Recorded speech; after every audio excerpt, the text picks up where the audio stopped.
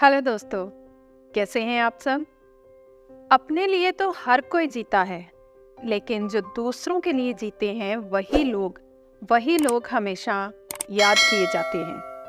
और ऐसे लोगों की मदद भी ईश्वर खुद करते हैं। इसी सोच पर आज मैं आपको एक ऐसे गरीब किसान की कहानी बताने जा रही हूँ। तो चलिए कहानी शुरू करते हैं। एक बार की बात है, एक गांव में गरीब किसान अपनी पत्नी के साथ रहता था। उसके पास एक गाय और थोड़ी सी खेती की जमीन थी।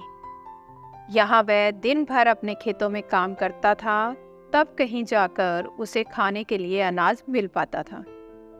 इस तरह से किसान अपना किसी तरह से जीवन गुजार रहा था, जिस कारण से किसान की पत्नी हमेशा अपने भाग्य और भगवान को कोसती रहती थी कि ना जाने किस जन्म का पाप इस जन्म में भरना पड़ रहा है, जो कि गरीबी में जीवन जीना पड़ रहा है। पत्नी की बातों को सुनकर किसान मन ही मन खुद को और अपने भाग्य को कोसता रहता कि ना जाने कब उसकी किस्मत के भाग्य बदलेंगे। एक दिन की बात है, दोपहर का समय था। किसान खेतों से आकर अपने घर पर अपनी पत्नी के साथ खाना खाने जा रहा था कि इतने में एक साधु महाराज भिक्षा मांगते हुए उसके दरवाजे पर पहुंचे और भिक्षा मांगने लगे।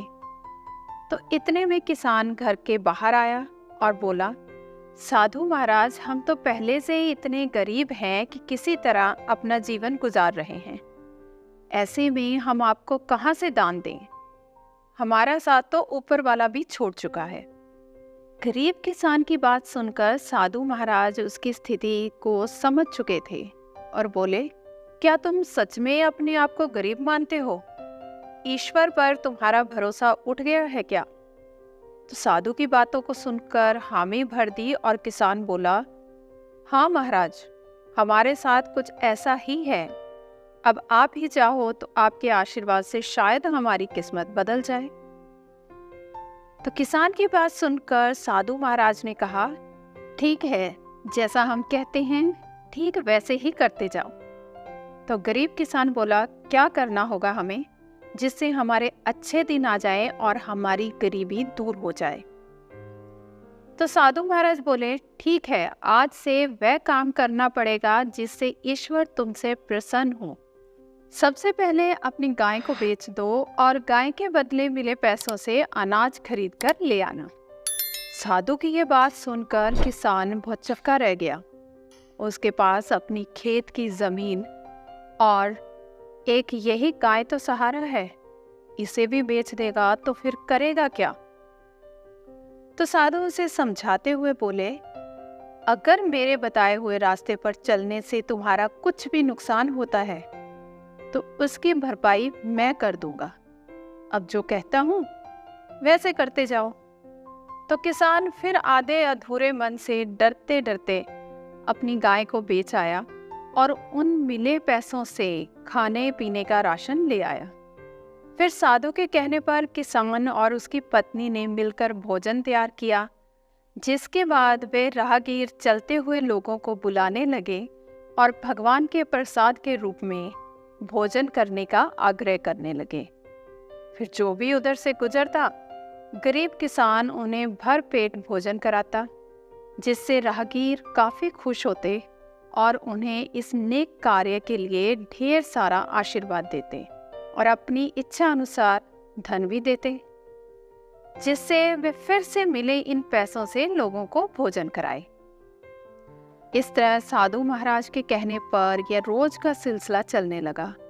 हर दिन गरीब किसान अब मिले पैसों से भोजन प्रबंध करता, जिससे राह चलते लोग प्रतिदिन उसके यहाँ भोजन करते और दान के रूप में किसान को कुछ न कुछ धन जरूर देते जाते, जिससे गरीब किसान के दान की बातें धीरे धीरे दूर दूर तक फैलने लगी।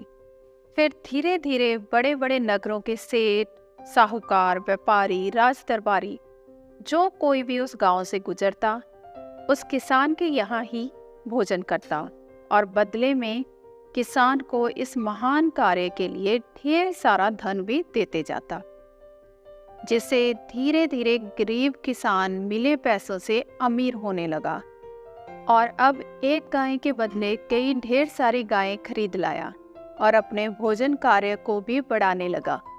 अब किसान मन ही मन खुश होने लगा। उसे अपने बदलती किस्मत पर भी भरोसा होने लगा, जिसे देखकर साधु महाराज किसान का हाल पूछते हुए बोले, अब बताओ, तुम भी वही गरीब किसान हो, यहाँ भी दिन रात मेहनत करते हो और ईश्वर के बताए गए पुण्य के मार्ग पर चलते हुए लोगों को भोजन कराते हो, जिससे अब ईश्वर भी तुम पर प्रसन्न है। पहले यहाँ खुद के लिए मेहनत करते थे, खुद के लिए ही सोचते थे, लेकिन अब दूसरों के भलाई के बारे में सोचने लगे, तो ईश्वर भी अब तुम्हारे इस नेक कार्य में तुम्हारा साथ देते गए। जानी हम सभी ईश्वर को कोसते तो जरूर हैं, लेकिन ईश्वर के बताए मार्ग पर चल नहीं सकते। ईश्वर से पाने के लिए हर कोई इच्छा तो रखता जरूर है, लेकिन पहले ईश्वर के आशीर्वाद पाने के लिए खुद को वैसा बनाना पड़ता है। यानी हम जैसा करते हैं, हमारे कर्मों के अनुसार हमारे भाग्य का निर्धारण होता है।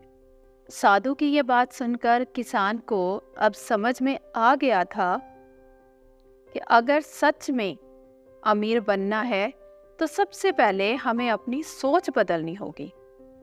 अपने लिए तो हर कोई जीता है, यदि हम दूसरों के लिए जीना शुरू करते हैं तो ईश्वर भी हमारी सहायता जरूर करते हैं। तो दोस्तों, इस कहानी से हम सभी को यही शिक्षा मिलती है कि हमें अपने भाग्य और किस्मत के भरोसे रहकर खुद को कोसने की बजाय हम लोगों के लिए यदि जीना शुरू करते हैं तो निश्चित ही ईश्वर हमारे साथ हमेशा होता है। और ऐसा हम तभी कर सकते हैं जब हम अपनी सोच से बाहर निकलकर दूसरों के लिए जीना शुरू करते हैं। तो दोस्तों, आशा करती हूँ आज की कहानी आपको अच्छी लगी होगी। धन्यवाद।